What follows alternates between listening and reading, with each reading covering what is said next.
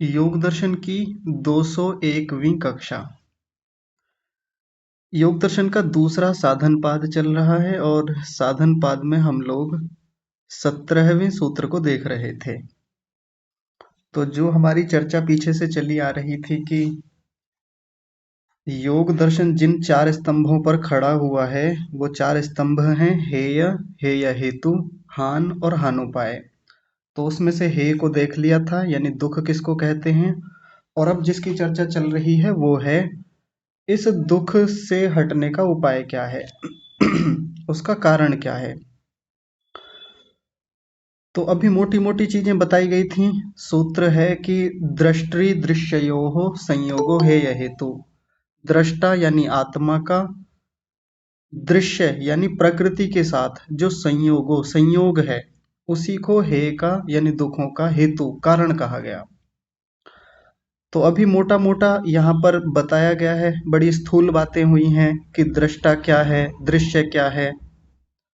बाकी दृष्टा और दृश्य को अगले सूत्रों में बड़े विस्तार से बताया जाएगा। बहुत विस्तार से इनको खोलेंगे, बड़ी सूक्ष्म बातें वहां पर रहेंगी। लेकिन अभी इतना हमको बता रहे हैं कि ये जो संयोग हुआ कैसे हुआ और किस किस का संयोग है, यानी स्थूल बातें संकेतों के रूप में अभी रख रहे हैं। तो अभी पिछली जो कक्षा हमारी हुई थी उसमें हमने देखा था कि एक उदाहरण वहां पे महर्षि व्यास जी ने रखा, पाद तलस्य भेद्यता कंटकस्य भेतृत्वम, यानी पैर का जो तलवा होता है उसमें बिंधने की क्षमता होती है, उसमें बिंध जाने का एक भाव होता है। और जो कांटा होता है उसमें बींधने का यानी किसी भी चीज में प्रविष्ट हो जाने का एक भाव होता है। साथ में एक चीज और बताई थी कि इसका उपाय क्या हो। जैसे कोई कांटा पैर में चुभा तो दर्द हुआ, पीड़ा हुई, दुख हुआ, तो उससे छूटने का, उस दुख से हटने का उपाय क्या है। तो यहाँ पर 2 उपाय हमारे सामने रखे थे। पहला उपाय है कि कांटे का पैर से अधिष्ठान ही ना हो, कांटे का पैर से संयोग ही ना हो। पहला उपाय तो ये बताया। और दूसरा उपाय क्या बताया, जो इसी के जैसा है, यानी पाद त्राण पहन लें, जूता पहन लें, तो जूता पहनने से वो संयोग ही नहीं होगा, अधिष्ठान ही नहीं होगा। ऐसा करके हम उस दुख से बच सकते हैं। तो इस बात का फिर आगे निष्कर्ष निकालते हुए एक बात कही थी, एतत् त्रयम् यो वेद लोके स तत्र प्रतिकारम आरभमाणो भेदजम दुखम न आपनोति। कि जो व्यक्ति, यो माने जो व्यक्ति या जो मनुष्य, एतत् त्रयम् वेद, जो इन 3 चीजों को जान लेता है, वेद माने जान लेता है, लोके यानी इस संसार में, इस संसार में रहते रहते, संसार के व्यवहारों को करते करते जो व्यक्ति इन 3 चीजों को जान लेता है कि बिंधता कौन है, बींधता कौन है, और उससे जो उत्पन्न दुख हुआ उस दुख से छूटने का उपाय क्या है, जो व्यक्ति इन 3 चीजों को समझ लेगा तो तत्र यानी वहां पर, उस स्थिति में, प्रतिकारम आरभमाणो, प्रतिकार को आरंभ करता हुआ यानी उस दुख का निवारण करता हुआ, भेदजम दुखम न आपनोति, वो बिंधने से, भेदजम यानी भेद दिए जाने से जो दुख होता है उसको प्राप्त नहीं होगा। तो एक सामान्य सा सिद्धांत हमारे सामने रखा है जो सब जगह लागू होता है। आगे कह रहे कस्मात, ऐसा क्यों, ऐसा कैसे हो जाता है। तो उसी बात को एक पंक्ति में और बोला, त्रित्वोपलब्धि सामर्थ्यात इति। त्रित्व, त्रित्व शब्द है यहाँ पर, त्रित्व यानी इन तीनों चीजों के लिए कहा। ये जो पीछे 3 चीजें बताई थी, यानी बिंधता कौन है, बींधता कौन है, और जो दुख हुआ उस दुख से बचने का वो समाधान क्या है, उपाय क्या है। त्रित्वोपलब्धि, उन तीनों की उपलब्धि हो जाने से, यानी तीनों का बोध हो जाने से, सामर्थ्यात यानी उन तीनों के ज्ञान के सामर्थ्य से ऐसा होता है, ये बताया। कुल मिलाकर इस, ये जो यहाँ एक इतना लंबा शब्द दिया, यानी एक पूरी पंक्ति दी, एक वाक्य दिया, इसको कहने का मतलब है कि अंततः तो ज्ञान ही काम आएगा। जो व्यक्ति इस जानकारी को समझ लेगा, जिसके पास ये बोध होगा, ये उपलब्धि होगी इन तीनों चीजों की, उस दुख से बच जाएगा। जैसे बचपन में हम भी छोटे से थे तो हमको भी पिल्ले कुत्ते के बच्चे होते हैं ना, वो बड़े प्यारे लगते थे उस समय। आज भी लगते हैं, वैसा ही प्रेम उनके प्रति आज भी है। लेकिन घर में लाने पर जो वो कष्ट होता है, घर में लाने पर जो वो दुख साथ में आ जाते हैं पिल्ले के आने से, वो उस समय दिखते नहीं थे। उस समय तो बस पिल्ले को खिलाना, उसको बहलाना, वो सब अच्छा लगता था। लेकिन धीरे धीरे जैसे बड़े होते गए, शिकायतें मिली, उसके द्वारा होने वाले कष्ट वो दिखने लगे, या जो दुख बाधाएं कुत्ते के होने से होती हैं घर में, जब वो दिखी, यानी वो ज्ञान हुआ, बोध हुआ, तो फिर आज ये बात समझ में आई कि कुत्ते का घर में होना खराब बात है, अच्छी बात नहीं है। कुत्ता बाहर रहे अच्छा है, कुत्ता भी एक प्राणी है, वो भी हमारे इस बायोडाइवर्सिटी का हिस्सा है। ये भी ज्ञान है हमको, ये भी बोध है। तो बाहर रहे, बाहर उसको रोटी दे देंगे, बाहर उसकी सेवा पानी जो हो सकती है वो कर देंगे, लेकिन घर में नहीं। घर में रहेगा तो ये रोग आएंगे, ये समस्याएं आएंगी, शिकायतें आएंगी। ये उपलब्धि हमको हो गई, ये हमको बोध हो गया।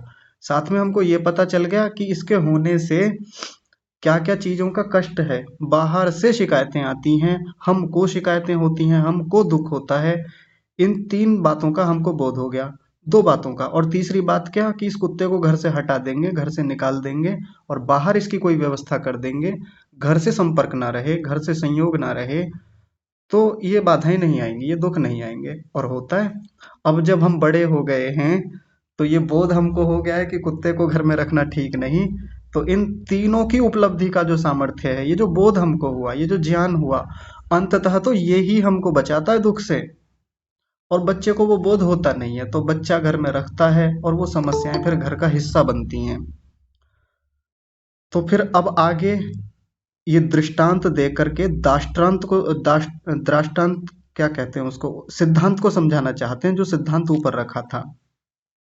यानी जो उदाहरण दिया जाता है, उस उदाहरण के माध्यम से फिर बाद में सिद्धांत की पुष्टि की जाती है कि मूल सिद्धांत क्या था।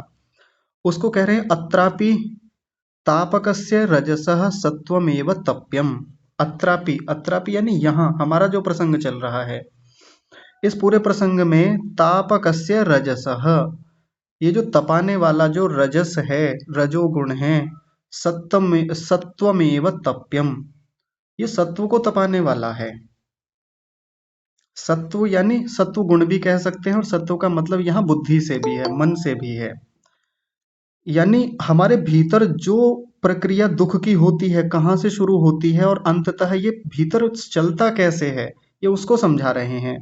तापकस्य रजसः, ये रजोगुण ही तपाने वाला है। और किसको तपाता है, सत्वमेव, सत्वगुण को तपाता है या मन को तपाता है। सीधे सीधे आत्मा को कोई कष्ट नहीं होता, सीधे सीधे आत्मा तक चीजें नहीं पहुंचती, सीधे सीधे आत्मा तक वो बिंधने का जो प्रक्रिया हुई थी वो नहीं होती। जैसे कांटा एड़ी में घुसा, पैर में घुसा, तो कांटा कहाँ लगा, एड़ी में लगा, आत्मा पे जाके थोड़ी लगा। आत्मा तक वो तपी क्रिया, तपने वाली क्रिया, बिंधने वाली प्रक्रिया पहुंची ही नहीं। ये कहाँ होती है, ये रजोगुण में जाकर के परिवर्तन होता है, रजोगुण में और सत्वगुण में। और कर्ता रजोगुण है, होता सत्वगुण में है। रजोगुण सत्वगुण को प्रभावित करता है, उसमें परिवर्तन लाता है, और उसके परिवर्तित होने से आत्मा में परिवर्तन आता है। और आत्मा में वैसा परिवर्तन नहीं आता जैसा सत्वगुण में परिवर्तन आता है। आत्मा तो अपरिणामिनी है, बस आत्मा उसी परिवर्तन के कारण से, जो मन में परिवर्तन हुआ उसके कारण से आत्मा सुखी या दुखी होता है। और यहाँ तो दुख वाला प्रसंग है, तो आत्मा दुखी इस प्रक्रिया में होता है। एक उदाहरण से समझ लेते हैं तो बात थोड़ी स्पष्ट हो जाएगी। जैसे मान लीजिए हमारा घर है, अच्छा घर बना हुआ है, और किसी कारण से किसी व्यक्ति को हमारे साथ में, हमारे घर में उसकी लड़ाई हो गई, और उस व्यक्ति को गुस्सा आया और वो जेसीबी बुला के ले आया, बुलडोजर बुला के ले आया, और उसने हमारे घर पर बुलडोजर चलाना शुरू किया। घर पर चला रहा है बुलडोजर, हम बाहर बाहर खड़े हुए उसका विरोध कर रहे हैं, लेकिन विरोध हो नहीं पा रहा है। तो घर टूट रहा है, घर की क्षति हो रही है, घर का नुकसान हो रहा है, घर पर तपी क्रिया हो रही है। आगे आएगा, तपी क्रिया शब्द आएगा अभी। तो घर में परिवर्तन हो रहा है, घर के साथ वो बिगाड़ हो रहा है। हमारे साथ बिगाड़ नहीं हो रहा, हम तो बाहर खड़े हुए देख रहे हैं, विरोध कर रहे हैं। घर में जो परिवर्तन आ रहा है उसके कारण से हम दुखी हो रहे हैं, जबकि हम नहीं तोड़े जा रहे हैं, यानी हमारे ऊपर बुलडोजर नहीं चढ़ाया जा रहा है। तो जब मान लीजिए इस बात का प्रतिरोध किया जाए, पुलिस में जाकर के शिकायत की जाए, तो पुलिस को हम रिपोर्ट में क्या लिखाते हैं? हमारे ऊपर बुलडोजर चढ़ा रहा था ये ला करके, हमारे ऊपर इसने बुलडोजर ला के चढ़ा दी थी हमारे ऊपर, जबकि हमारे ऊपर नहीं चढ़ी थी घर के ऊपर। टूटा था घर, क्षति हुई थी घर की, लेकिन कष्ट किसको हुआ? हमको हुआ। तो प्रथम दृष्टया यानी पहली दृष्टि में तो ये जो तपन की क्रिया होती है, कष्ट की प्रक्रिया होती है, जो भी उसके साथ टूट फूट होनी है, जो भी उसके साथ इधर उधर का कुछ भी होना है, परिवर्तन होना है, वो तो प्रथम दृष्टया पहली दृष्टि में तो जड़ वस्तु के साथ ही होता है, प्रकृति के साथ होता है। उसका प्रभाव आत्मा पर आता है। उसी बात को यहाँ कह रहे हैं तापकस्य रजसः, यानी ये जो रजस नाम का गुण है, रजोगुण है, उसके द्वारा किसको तपाया जाता है? सत्वगुण को तपाया जाता है। यानी सत्वगुण की प्रधानता वाला जो मन है, सत्वगुण की प्रधानता वाली जो बुद्धि है, उसको तपाया जाता है। सारे दुखों का कारण इसी प्रक्रिया से होता है। हमारे भीतर जितने भी दुख हैं, जैसे हम मान लीजिए अभी इस समय दुखी हैं, तो दुखी होने की प्रक्रिया में भीतर क्या परिवर्तन है, हमारे मन में क्या परिवर्तन है? वो परिवर्तन है कि रजोगुण ने सत्व गुण को कुछ विक्षेपित किया है, उसके भीतर कुछ विक्षेप डाला है, उसके भीतर कुछ परिवर्तन किया है, उसको अस्थिर किया है। सत्वगुण का काम क्या है? बोध कराना, स्थिरता रखना, शांति रखना, सुख देना, ये सत्वगुण का काम है। रजोगुण का काम क्या है? क्रियाशीलता देना, चंचलता देना, दुख देना। तो ये सत्वगुण के भीतर या मन के भीतर चंचलता पैदा करता है। उसी चंचलता पैदा होने के कारण से आत्मा जो कि जुड़ा हुआ है, जो कि बुद्धि को देखता रहता है, उसका प्रति संवेदी है, वो कष्ट में आ जाता है। वो आत्मा उस दुख को महसूस करता है।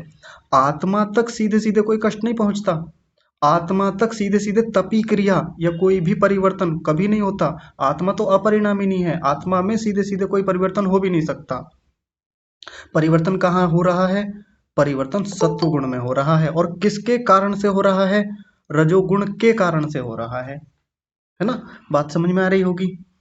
एक और उदाहरण से थोड़ा सा समझ लेते हैं, वो उदाहरण आगे आएगा, अगले सूत्र में आएगा, और पीछे भी एक बार आया था। जैसे मान लीजिए एक राजा है, राजा ने अपने सेनापति मंत्री रखे हुए हैं काम करने के लिए, और एक पूरी सेना रखी हुई है। राजा कभी युद्ध नहीं करता। उन राजाओं को छोड़ दें जो सीधे घोड़ा लेकर के उतर गए हैं या रथ लेकर के उतर गए हैं, उन राजाओं को छोड़ दें। नहीं तो ज्यादातर युद्ध तो वो है जो राजा महल में रहकर ही लड़ता है, महल में रहता है, आदेश देता है, और वहीं से सारी प्रक्रियाएं चलती हैं। लड़ता कौन है? सेनाएं लड़ती हैं, सैनिक लड़ते हैं। तो सैनिक मरते हैं, सैनिक जीतते हैं, सैनिकों के साथ बहुत कुछ होता है, घायल होते हैं बेचारे, बहुत कुछ होता है। राजा तक सीधे सीधे कुछ नहीं होता, राजा का कोई नुकसान नहीं होता सीधे सीधे। किस रूप में हो रहा है? सैनिकों में नुकसान हो रहा है, सेनापति कई बार मर जाते हैं। तो वो परिवर्तन कहाँ हो रहा है? सेना में हो रहा है। लेकिन कहा किसका जाता है? अंततः आकर के मूल में जाकर के देखें तो दुख किसको होता है बाद में? हार हो जाने पर या बहुत नुकसान हो जाने पर अंततः राजा का ही कहा जाता है कि देखो राजा को इतना नुकसान हुआ, राजा को इतनी हानियां हुई, राजा का इतना बल चला गया, राजा का इतना राज्य चला गया। जबकि राजा का कुछ नहीं गया है, राजा तो अंदर बैठा हुआ केवल निर्णय करता है, क्या करना चाहिए क्या नहीं करना चाहिए, वो तो आदेश देता है। और हार जीत किसकी मानी जाती है? राजा की मानी जाती है, ना कि सैनिकों की मानी जाती है। सब कुछ चल रहा है सैनिकों के साथ, उन जो भी परिवर्तन हो रहे हैं, कट रहे हैं, घायल हो रहे हैं, मर रहे हैं, सब कुछ हो रहा है, वो किसके साथ हो रहा है? सैनिकों के साथ। लेकिन विजय या पराजय किसकी कही जाती है? राजा की कही जाती है। क्यों? क्योंकि कर्तृत्व राजा का बन रहा है, राजा में क्रियाएं नहीं हो रही हैं, राजा में कोई परिवर्तन नहीं हो रहा है, लेकिन चूंकि निर्णय लेने वाला वो है, इच्छाएं उसकी हैं, वो अंततः भोगने वाला है इन सब चीजों को। इसलिए कह दिया जाता है कि विजय किसकी हुई? राजा की हुई। पराजय किसकी हुई? राजा की हुई। हानि किसकी हुई? राजा की हुई। इसीलिए तो कहा जाता है। तो यहाँ पर जो हमारा प्रकरण है, ये भीतर की प्रक्रिया समझाई जा रही है कि दुख किस माध्यम से होता है। चूंकि हम प्रकृति के साथ जुड़े हुए हैं, हम यानी आत्मा, हम इस प्रकृति के साथ जुड़े हुए हैं, और हमारे साथ जुड़ा हुआ सबसे निकट का साधन कौन सा है? सबसे निकट की वस्तु कौन सी है? तो वो बुद्धि है, वो मन है। जैसे राजा के साथ जुड़ा हुआ कोई निकट का मंत्री हो, निकट का सलाहकार हो, निकट का सेनापति हो, सेनाध्यक्ष हो, और उसको हानि हो जाए, उसको कोई मार दे, उस तक तलवार पहुंच जाए, तो राजा को फिर अपनी मौत एकदम सामने दिखती है। राजा को कष्ट एकदम से पकड़ में आ जाता है कि हाँ अब गया काम से, अब हार सुनिश्चित है।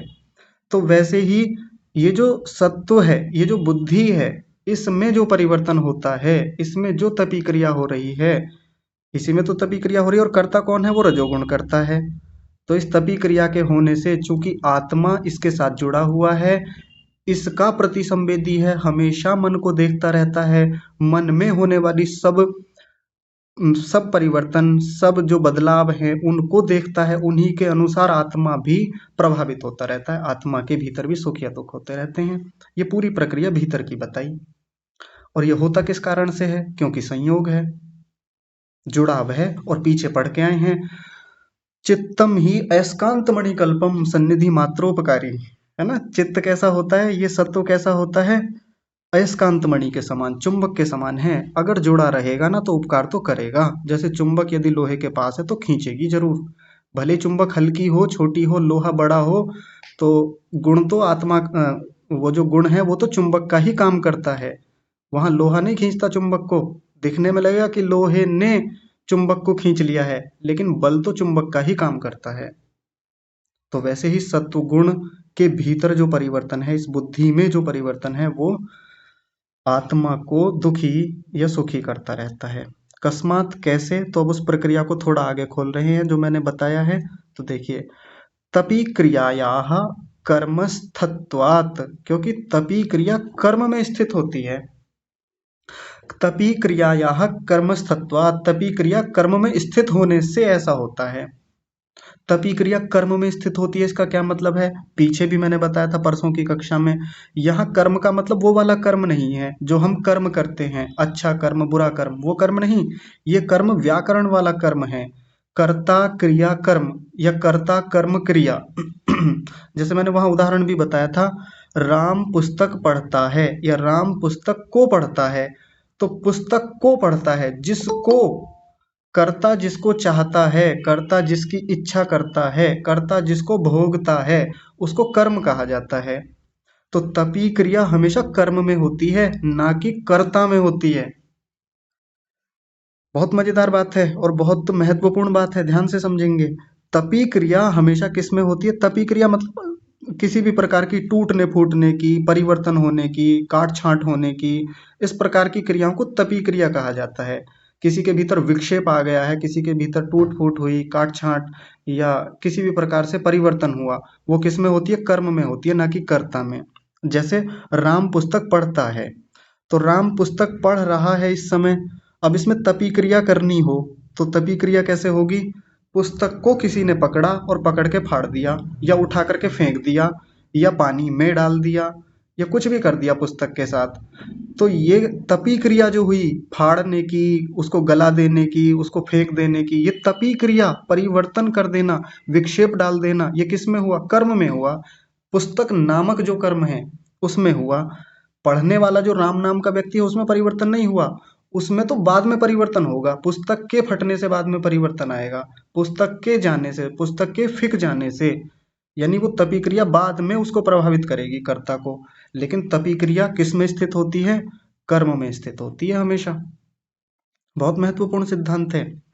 और आगे कह रहे हैं, सत्वे कर्मणि तपी क्रिया, हाँ, सत्वे कर्मणि तपी क्रिया, वो सत्व नाम का जो कर्म है उसमें तपी क्रिया हो रही है।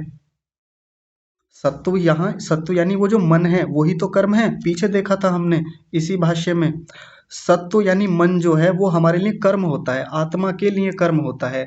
आत्मा उसी को देखता है, आत्मा उसी को भोगता है। इसलिए सत्व नाम का जो कर्म है, मन नाम का जो कर्म है, उसमें जो तपी क्रिया होगी, उसमें जो परिवर्तन होगा, उसमें जो विक्षेप डाला जाएगा, तो उससे आत्मा को दुख होगा। जैसे राम, राम को आत्मा की तरह समझें, पुस्तक को मन की तरह समझें, और पुस्तक में जो परिवर्तन हुआ, पुस्तक में जो तपी क्रिया हुई, पुस्तक को जो फाड़ दिया गया, तो परिवर्तन किस में आया था? पुस्तक में आया था, राम में नहीं परिवर्तन आया था। राम को नहीं फाड़ा गया था, या राम को नहीं फेंका गया था, या राम को नहीं जलाया गया था। जलाया किसको गया, फाड़ा किसको गया? पुस्तक को, कर्म को। पुस्तक कर्म है। वैसे ही ये जो सत्वे कर्मणि, सत्व नाम का कर्म है, मन नाम का कर्म है, इसमें तपी क्रिया होती है। और आगे कह रहे हैं न अपरिणामिनी, वो जो अपरिणामिनी आत्मा है, आत्मा का यहाँ विशेषण बताया अपरिणामिनी। और जो निष्क्रिय होता है, और जो क्षेत्रज्ञ होता है, साथ में दर्शित विषय वाला होता है, उसमें ये परिवर्तन नहीं होता, उसमें ये तपी क्रिया नहीं होती। मना कर रहे हैं। जैसे राम में वो तपी क्रिया नहीं होती, राम में फटने या जलने वाली क्रिया नहीं होती, वैसे ही ये जो पुरुष है, ये जो आत्मा है, उसमें भी ये क्रिया नहीं होती। तो देखिए अपरिणामिनी कहा यहाँ आत्मा को। आत्मा में परिवर्तन नहीं होता। बाहर से जितने भी कष्ट हमको मिलते हैं, बाहर से जो भी कुछ हमारे शरीर में हो रहा होता है, किसी ने थप्पड़ मारा, किसी ने हमको कांटा चुभोया, किसी ने हमको आग से जलाने का प्रयास किया, किसी ने हमको तलवार से काटने का प्रयास किया, हमारे शरीर में घाव हुआ, यानी तपी क्रिया हुई, वो किस में होती है? शरीर में होती है। और शरीर में होने से फिर वो मन में परिवर्तन आता है, सत्वगुण में परिवर्तन आता है। कर्ता कौन है? रजोगुण करता है। न अपरिणामिनी, आत्मा में ये परिवर्तन नहीं आता, क्योंकि वो तो अपरिणामिनी है, उसमें कोई परिवर्तन नहीं आता। ये प्रथम पाद में भी हम देख के आए थे, आत्मा अपरिणामिनी होता है। और आत्मा के लिए यहाँ दूसरा शब्द बोला निष्क्रिय, आत्मा निष्क्रिय होता है। आप में से कोई बताएंगे ये निष्क्रिय शब्द कहाँ आया था योग दर्शन में, पिछले पाद में? कौन बताएंगे? आपकी स्मृति का पता चलेगा कितना याद रखते हैं। हाथ खड़ा कीजिए, बताइए निष्क्रिय आत्मा को कहाँ कहा गया था? जी कृष्णा माता जी, आप बताइए। आचार्य जी साधन पद के सूत्र 3 में आया था। साधन पाद तो चल रहा है अभी। नहीं, समाधि पाद में। हाँ जी, हाँ जी। सूत्र कौन से सूत्र में? 3 नंबर का। 3 नंबर में प्रकरण क्या था? स्वरूपावस्थानम से आचार्य जी। प्रकरण क्या था वहाँ? क्यों आत्मा, कहाँ, कैसे कहा था आत्मा को निष्क्रिय? अपरिणामिनी, अप्रतिसंक्रमा, निष्क्रिय, ऐसे बताया था। नहीं, निष्क्रिय नहीं कहा था वहाँ, निष्क्रिय है ही नहीं, गलत ध्यान है आपको। कोई और बताइए, याद कीजिए आत्मा को निष्क्रिय कहाँ कहा था?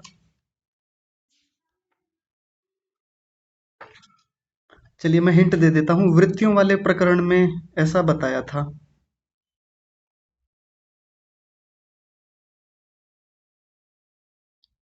वृत्तिशारिक मित्रत्र नहीं, नहीं। अच्छा, आप लोगों को ऐसा लगता है आत्मा निष्क्रिय होता है? जब मैं कहूंगा कि आत्मा निष्क्रिय होता है, और यहाँ भी कहा है, सच में होता है निष्क्रिय, तो कितने लोग मानेंगे कि निष्क्रिय होता है? या कौन नहीं मानेंगे कि निष्क्रिय होता है? कोई बताएंगे कि आत्मा निष्क्रिय कैसे है? कैसे बताया था वहां जब योग दर्शन पढ़ रहे थे? कोई भी बताइए, आत्मा कैसे निष्क्रिय है? आत्मा, आज से आपने आत्मा को निष्क्रिय नहीं बताया था, क्योंकि आत्मा मन से चलता है, मन आत्मा के द्वारा चलाया जाता है, ये मुझे याद है ना। तो इस आधार पर मैं कह सकता हूँ आत्मा निष्क्रिय नहीं होता है। अच्छा जी, आप थे नहीं वहां पर जब वो कक्षा चल रही थी। आत्मा खुद नहीं करता है काम, लेकिन वो इंद्रियों के द्वारा कराता है। अच्छा जी। लेकिन हम तो यही कहते हैं कि आत्मा ही करता है सारा कुछ। हाँ जी, आचार्य जी, मैं बताऊं? जी माता जी बताइए। आपने आत्मा के गुण बताए थे कि आत्मा केवल इच्छा, देश और प्रयत्न करता है। कि आत्मा खुद नहीं करती है, जो कुछ है वो मन से ही, मन को देखता है, उसी के अनुसार उसे कुछ होता है। अच्छा जी, ठीक है। प्रीति दीदी आप बताइए। हाँ जी, ये था सूत्र संख्या हमारी 9 में। मुझे कुछ ऐसा याद है जैसे शब्द जाननानुपाती वस्तु शून्य विकल्प। जब मुझे बाद में भी मैंने ये पूछा था, मुझे समझ में नहीं आया था कि आत्मा निष्क्रिय है, हाँ जी, तो नहीं समझ में आया था उस समय। हाँ, नहीं बताया था कि किस तरीके से है कि वो अब टाइम हो गया है काफी, लेकिन ये सूत्र था ये हाँ जी, हाँ जी, 9वां। बिल्कुल जी, बहुत बढ़िया। विकल्प वृत्ति वाले प्रसंग में आया था ये निष्क्रिय शब्द, आत्मा को निष्क्रिय कहा था। विजयलक्ष्मी माता जी, आप बताएंगे आत्मा निष्क्रिय कैसे होता है? ये तो नहीं बता पाएंगे आचार्य जी, पर इतना मालूम है कि ये सूत्र नंबर 9 में हाँ, शब्दा ज्ञान वो तो अनुपाति वस्तु शून्य विकल्पा, हाँ, वो तो बता ये दिया, वो तो बता दिया। जी अब आगे नहीं बता पाएंगे आचार्य जी। ठीक है, देखिए निष्क्रिय शब्द ऐसे समझिए कि सामान्य रूप से हम निष्क्रिय किसको मानते हैं? कोई व्यक्ति है, पड़ा है, जीवित, रुकिए आप म्यूट हाँ, कीजिए, म्यूट कर लिया कीजिए। कोई व्यक्ति जीवित है और अभी तक ठीक ठाक चल रहा था, क्रियाएं थी उसमें, आना जाना, खाना पीना, उठना बैठना, बोलना सब चल रहा था। लेकिन अब देखा कि वो व्यक्ति पड़ा हुआ है और उसमें कोई क्रिया ही नहीं हो रही है, ना उठ रहा है, बोल रहे हैं तो सुन ही नहीं रहा है, हलचल बंद हो गई है। तो हम क्या कहते हैं ऐसे व्यक्ति को कि ये तो निष्क्रिय हो गया। जैसे प्रायः मृत व्यक्तियों के लिए कहा जाता है, जो मर जाते हैं, कोई मुर्दा पड़ा हुआ है, लाश पड़ी हुई है, उसको हम क्या कहते हैं? निष्क्रिय है ये। तो क्या आत्मा ऐसा निष्क्रिय होता है? प्रीति, आप बताइए। जी, सादर नमस्ते आचार्य जी। नमस्ते जी। इसमें इस तरह से जैसे अभी आपने उदाहरण अभी दे ही दिया था, जैसे हाँ हाँ, ठीक जैसे है। मतलब मकान अभी जल रहा था और मकान को देखने पर हम कह रहे थे कि हमारा मकान जल रहा है, तो उसमें वहां पर हम नहीं जल रहे थे वास्तव में। हाँ, तो ऐसे ही हम इसको ले लेंगे, काम तो हमारा मन और इंद्रियां आदि ये सब मन इंद्रियों से करवा रहा है, लेकिन वास्तविक रूप से जो करता है वहां पर वो मन है वैसे देखा जाए। लेकिन हम वहां पर क्या करते हैं कि आत्मा कर रहा है, लेकिन आत्मा सीधे सीधे वो काम नहीं करता, वो मात्र दृष्टा मात्र होता है, तो इस कारणवश उसे निष्क्रिय कह दिया जाता है। हाँ, ठीक है, बहुत बढ़िया, काफी हद तक ठीक बताया है। नीति माता जी, आप भी बताइए। यहाँ वो जो क्रिया होती है, जी, क्रिया के लिए निष्क्रिय कहा गया है। जैसे सूक्ष्म रूप में कोई हर संसार की हर एक वस्तु में क्रिया होती है, जैसे लोहे में जंग आता है धीरे धीरे हाँ, और समाप्त होता है, उसी तरह आत्मा में इसी प्रकार का कोई परिवर्तन नहीं आता है। तो जो क्रिया के संदर्भ में हम समझते हैं, जी, तो क्रिया नाम के धर्म का निषेध करके निष्क्रिय कहा गया है। निष्क्रिय नाम का धर्म नहीं है। ऐसे जैसे विकल्प वृत्ति में आता है ना, जी, विकल्प में क्रिया और वो क्या, मैं समझा नहीं पा रही हूँ। आपने उसी तरह ऐसा बताया था कि क्रिया नाम के धर्म का निषेध करके निष्क्रिय कहा गया है। हाँ जी, हाँ जी, ठीक है। वो हाँ, ऐसा कुछ, हाँ हाँ, ठीक है। दीपक राणा उनका जी। निषेध है। हाँ जी, हाँ जी, हाँ जी, ठीक है। दीपक राणा जी, आप बताइए। सादर नमस्ते आचार्य जी। नमस्ते जी। सूत्र है अपना जो हमने पढ़ा था, तदा दृष्टु स्वरूपे अवस्थानम। हाँ तो जी, उसमें भी ऐसे बताया गया था कि जब चित्त की वृत्तियों का निरोध हो जाता है तो तब दृष्टा यानी कि आत्मा अपने असली स्वरूप में स्थित हो जाता है जी, इससे भी पता चलता है कि जो आत्मा है वो निष्क्रिय और शांत स्वरूप में ही रहता है और वो केवल कार्य करवाता है, स्वयं नहीं करता है। इस प्रकार से निष्क्रिय है। हाँ जी, ठीक है। चलिए इतना ही इसको, कहना था। हाँ ठीक है, ये भी एक बिंदु है इसमें। और कोई रखेंगे? जी, अनीता माता जी, आप बताइए। सभी को सादर नमस्ते। नमस्ते जी। आत्मा का स्वभाव होता है कि बिना शरीर का कोई भी कार्य नहीं कर सकता है, जी, चाहे वो कोई भी जीव जंतु मनुष्य कुछ भी बनेगा, तो आत्मा स्वयं खुद कुछ भी नहीं कर सकता है। तो मेरे हिसाब से आत्मा निष्क्रिय है और उसको एक शरीर के द्वारा ही वो चेतन रूप में आता है। अच्छा जी। तो मतलब जब शरीर है तो फिर क्रिया वाला हो जाता है, जब शरीर के साथ जुड़ता जी, है। शरीर है तो जैसे कि हम अगर आत्मा निकल जाता है तो फिर हम तो निष्क्रिय हो जाते हैं, नहीं, ये क्योंकि निष्क्रिय उसी, हमारा नहीं जड़ ये, हो जाते हैं, जड़ हो जी, जाते हैं। नहीं, ये जो निष्क्रिय यहाँ कहा गया ये उसी को कहा गया जो शरीर में स्थित आत्मा है, तो वो तो करता है क्रिया। मेरी क्रिया करता है, लेकिन उसको कोई आलंबन मिलेगा, शरीर मिलेगा, तभी उसके द्वारा ही तो कर पाएगा, हाँ ऐसे नहीं कर पाएगा ना। हाँ जी, चलिए ठीक है, अभी और देखते हैं। गीतांजलि माता जी, आप बताएंगे कैसे है आत्मा निष्क्रिय? ओम नमस्ते आचार्य जी। नमस्ते जी। मैं सोच रहा हूँ जी। कि आत्मा इसलिए निष्क्रिय नहीं है, वो तो चेतन पदार्थ है, और दूसरे जो मन ये सब आत्मा का साधन है, उसके द्वारा काम कराते हैं, तो निष्क्रिय कैसे होगा? लेकिन यहाँ तो कहा है, सिद्धांत है, पहले भी कहा था कि आत्मा निष्क्रिय होता है। मैं थोड़ी कह रहा हूँ, ये तो ऋषि ने कहा है, और होता है, वास्तव में होता है निष्क्रिय। ठीक है अच्छा जी। मैं चलिए इतने ठीक है, तक जानती हूँ। कोई बात नहीं। रश्मि माता जी, आप बताइए। नमस्ते आचार्य जी। नमस्ते जी। आचार्य जी, जैसे मैं शीशे के सामने बैठी हूँ और मैं निष्क्रिय हूँ, और शीशा मुझे बल्ब भी दिखा रहा है, पंखा भी दिखा रहा है, पीछे रखा पलंग भी दिखा रहा है, जी। टेबल भी दिखा रहा है, तो मैं तो निष्क्रिय हूँ, फिर दिखाने वाला तो शीशा ही है। तो फिर ऐसा कुछ समझ सकते हैं कि हाँ ठीक है, बहुत बढ़िया। आत्मा जो है वो निष्क्रिय होता है, लेकिन सामने उसके मणि जैसा ये है, प्रतिबिंब है, तो उसमें जो मन में जो भी आएगा, जैसे वो दिखा रहा है, जो वही आत्मा अनुभव कर रहा है, अनुभव तो कर ही रहा है। हाँ जी, ठीक है ठीक है, हाँ लगभग वहीं तक पहुंचे हैं, अभी खोलेंगे इस चीज को। श्रीमान धर्मवीर महोदय जी, आप बताइए।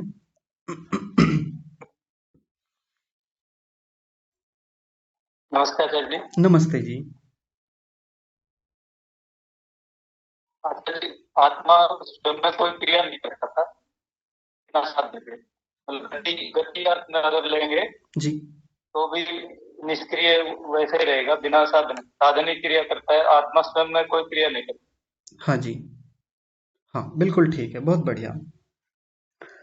चलिए ठीक है, आप लोगों ने सबने बहुत अच्छा प्रयास किया। अब समाधान की ओर बढ़ते हैं और फिर इसको देखते हैं। तो देखिए, ऊपर जिन क्रियाओं की बात की गई, जैसे तपी क्रिया एक शब्द आया, तपी क्रिया, तपी क्रिया आया था ना। तपी क्रिया होती किस में है? इसी बुद्धि में, जड़ वस्तु में। और वो तपी क्रिया किस रूप में होती है? परिवर्तन के रूप में। परिवर्तन किस रूप में? कि कोई, जैसे बाहर की मैंने वस्तु का उदाहरण लिया कि बाहर कोई वस्तु है, पुस्तक है, काट दी, फाड़ दी, फेंक दी, जला दी, पानी में डुबो दी, एक एक पेज अलग कर दिए, ये सब क्रियाएं हैं। ये सब क्रियाएं किस में होती हैं? जड़ वस्तु में होती हैं। तो वैसे ही मन जो है, जो बुद्धि है, उसमें सत्व गुण जो है वो भी इसी प्रकार से तपी क्रिया से युक्त होता है, परिवर्तित होता रहता है। कभी बहुत उभर जाएगा, कभी कम हो जाएगा, कभी ज्यादा कभी कम हो रहा है, कभी उसमें चित्र आ रहे हैं, कभी नहीं आ रहे हैं, कभी धुंधला हो जाएगा, कभी अधिक स्पष्ट हो जाएगा। जैसे अभी रश्मि माता जी ने उदाहरण दिया दर्पण वाला, दर्पण में चित्र आ रहे हैं, दर्पण में कभी ये प्रतिबिंब आया, कभी वो प्रतिबिंब आया, अनेक अनेक प्रकार के दृश्य आए, तो ये क्रियाएं हैं। हम क्रियाओं का मतलब बाहर से होने वाले जो कर्म है, जो हम करते हैं, हम उनको ले रहे हैं, वो वाले उन कर्मों को क्रिया नहीं कहते। यहाँ क्रियाओं का जो मतलब है, जब आत्मा को निष्क्रिय कहा जा रहा है, यहाँ क्रिया का मतलब ये जो परिवर्तन हो रहे हैं, इनको क्रिया कहा जा रहा है। तो ये सब क्रियाएं किसके भीतर होती हैं? मन के भीतर। थोड़ी देर के लिए ऐसा समझ के देखिए, सामने टीवी रखा हुआ है, टेलीविजन की स्क्रीन है, और पीछे एक व्यक्ति बैठ करके देख रहा है।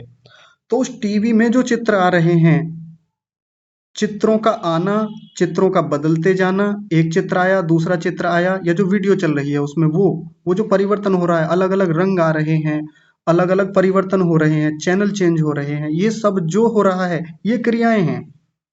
ये क्रिया किस में हो रही है? टेलीविजन की स्क्रीन में, अंदर हो रही है। ये जो सामने बैठने वाला दर्शक है, इसमें थोड़ी हो रही है ये क्रिया। ये तो निष्क्रिय है, ये बस केवल देख रहा है मात्र। इसलिए ये देखने वाला जो दर्शक है, इसको निष्क्रिय बोलेंगे, केवल दृष्टा मात्र है, इसलिए इसको निष्क्रिय कहा है। दृष्टा में कभी ये क्रिया नहीं होती इस प्रकार की, ये परिवर्तन, ये तपी क्रिया, ये टूट फूट, ये काट छांट, ये आना जाना, ये इधर उधर होना कभी नहीं होती इसमें। ये होती किस में है? जड़ वस्तु में, सामने जिसको देखा जा रहा है, जो दिखाने वाला है, उसमें ये क्रियाएं होती हैं।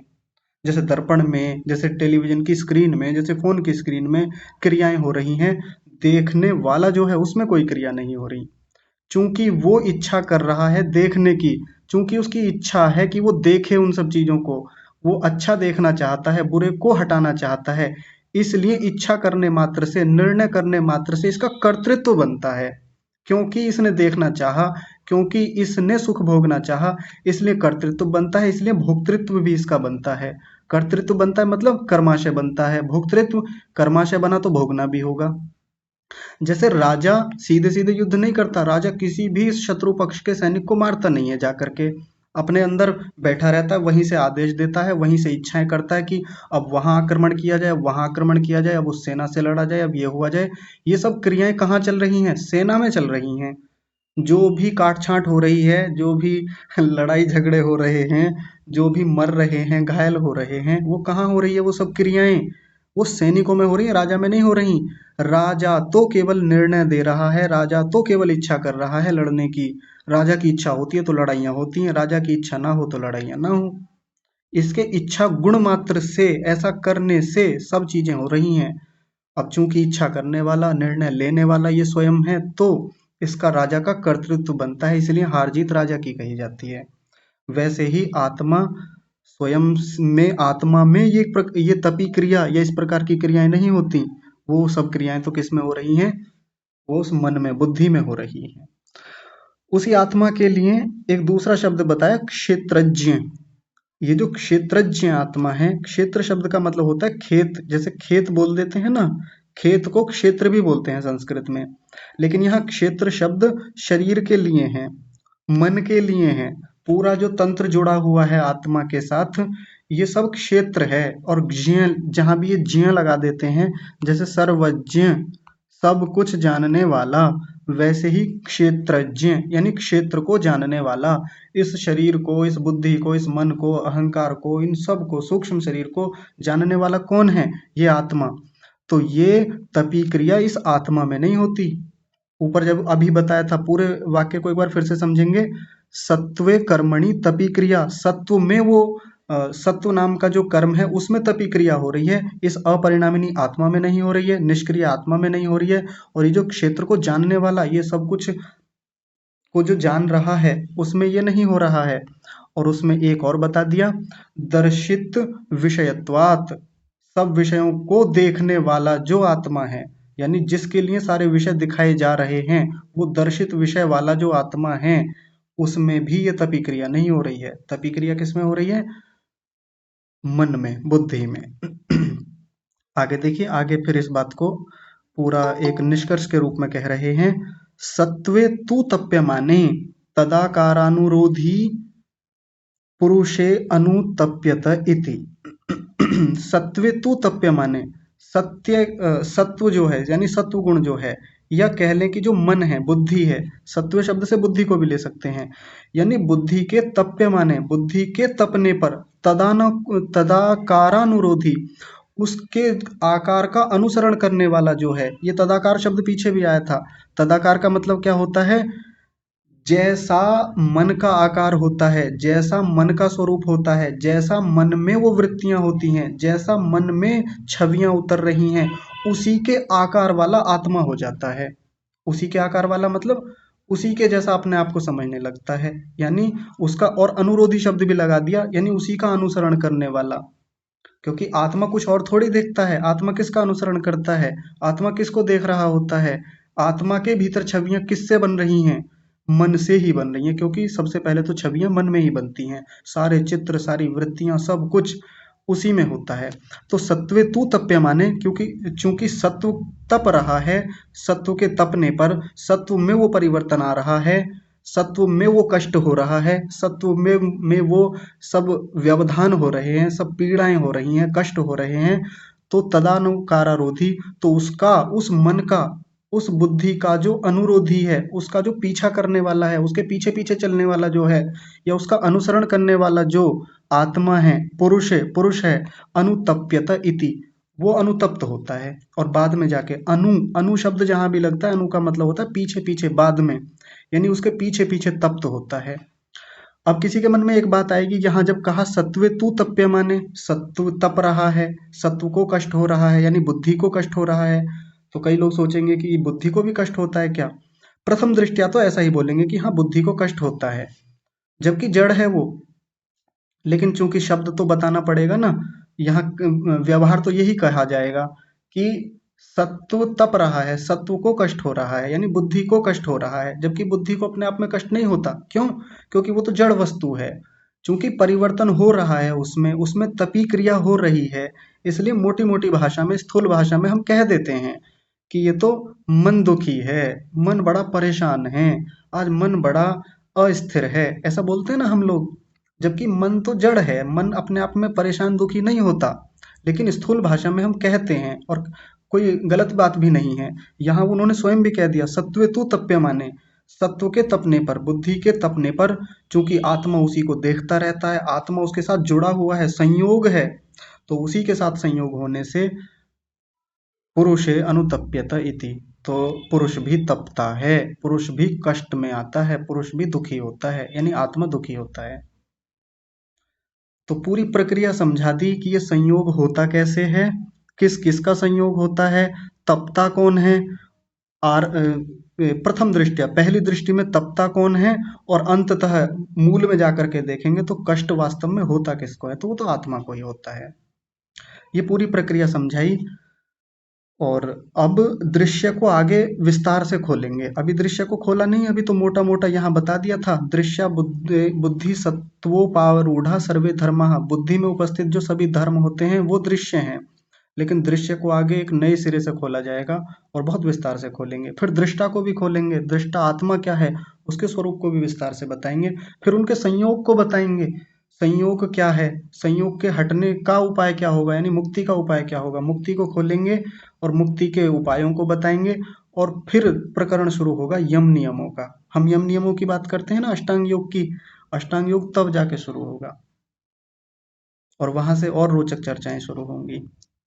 तो आज का विषय इतना ही रखते हैं। आप लोग इस 17वें सूत्र पर और इसके भाष्य पर आप आराम से विचार कीजिएगा, चिंतन मनन कीजिएगा। आपके प्रश्न होंगे तो फिर आगे इन पर चर्चा करेंगे। हाँ, एक छोटी सी सूचना और देनी थी आप लोगों को, याद आ गया मुझे, जल्दी से सुन लीजिए। कल का तो अवकाश रखेंगे। कल के अवकाश का कारण ये है कि कल मैं दिल्ली जाऊंगा और दिल्ली का कार्यक्रम बनाया है। कल दिल्ली रहूंगा और परसों भी दिल्ली रहूंगा। तो काफी समय से कई कक्षा के माननीय सदस्य ये कह रहे थे कि आप दिल्ली आते हैं और बताते नहीं हैं, तो इस बार बता के आ रहा हूँ।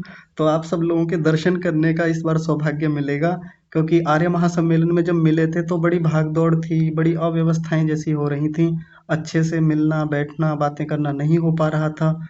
तो एक बड़ा अच्छा अवसर हम सब लोगों के लिए है जो दिल्ली में हैं या दिल्ली के आसपास हैं, जो आ सकते हैं। तो दिल्ली में एक स्थान है आर्य समाज पटेल नगर, आप सर्च कर लीजिएगा या ज़्यादातर लोगों को पता होगा, आर्य समाज पटेल नगर।